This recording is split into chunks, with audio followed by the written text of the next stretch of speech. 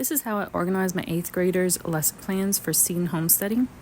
As you saw at the beginning of the video, I used the Getting Started with 8th grade paper as the cover for my binder. I just slip it in the clear part in the front. These dividers are just plain cardstock that I 3-hole punched, and then I like the post-it tabs for the labels for each subject. I really like them because I can move them around as needed. If, for instance, phonics ends in 5th grade, so in 6th grade I don't need a phonics tab anymore and I can just take it off. And then I can add in any new tabs that might come as they have new subjects at higher grade levels. And then you can just adjust the tabs around as needed, as you can see me do a couple of times in the video. These tabs are probably going in year 4 and they're still sticking very well, so I'm very pleased with this product.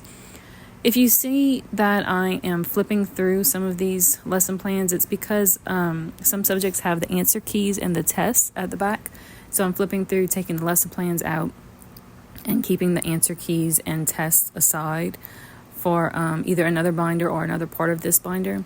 I don't keep the tests in this binder because I don't want my students to have access to them, and they do sometimes come flip through the lesson plans for clarification on an assignment, or for instance, the writing assignments, they'll sometimes give you multiple topics that you can choose from, and that's in the lesson plans. So I just don't want them to have access to the tests while they're looking for things in the lesson plans.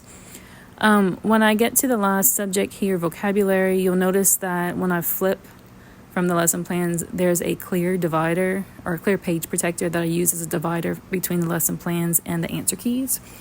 So I made these dividers the same way. Instead, I just put the subject and then I put ANS on the label for answers.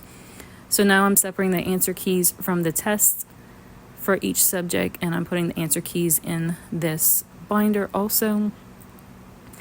I do have a better way to keep the answer keys on a weekly basis that I will share with you in another video, but this is where I keep all of the answer keys for the year.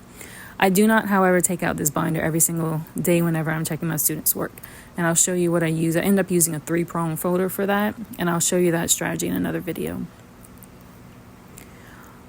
All of the supplies that I use in this video, the binder, the tabs, the cardstock, all that, I'm going to have listed links for them either in my blog post, or you can find them on Instagram on my highlights, or I'll try to put them in YouTube description if it lets me.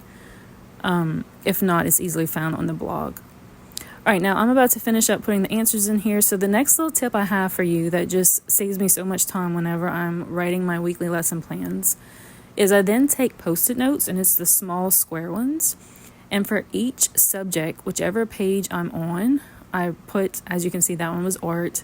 Now I'm writing, is it English? And I kind of space them out so that I can easily flip. Right now it doesn't seem like a big deal because, well, you just flip the tab and then you're there for the lesson plans. But when you're on week 25 of the lesson plans, to have to flip to the tab and then keep going to find week 25, this really saves me time. So for instance, if I flip right now, let's see, science.